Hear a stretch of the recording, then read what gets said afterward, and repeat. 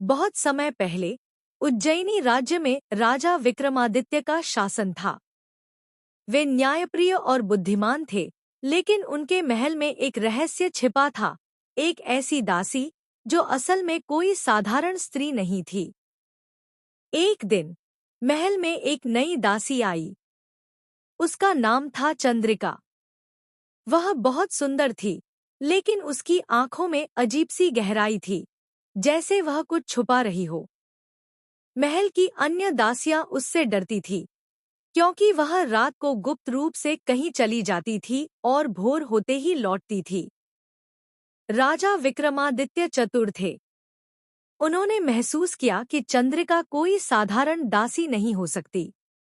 उन्होंने अपने गुप्तचर से कहा कि वह उसकी हर गतिविधि पर नजर रखे।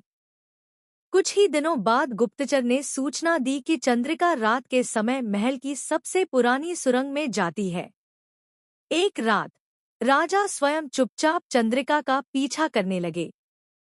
उन्होंने देखा कि वह सुरंग के अंदर गई और वहां एक गुप्त दरवाजा खोला। राजा ने देखा कि अंदर एक बड़ा कक्ष था, जिसमें सोने चांदी के आभूषण और शाही दस्तावेज रखे थे। चंद्रिका उन दस्तावेजों को पढ़ रही थी। राजा तुरंत प्रकट हुए और बोले, चंद्रिका, तुम कौन हो और यहाँ क्या कर रही हो? चंद्रिका डर गई, लेकिन फिर बोली, महाराज, मैं एक साधारण दासी नहीं हूँ। मैं पड़ोसी राज्य की राजकुमारी हूँ।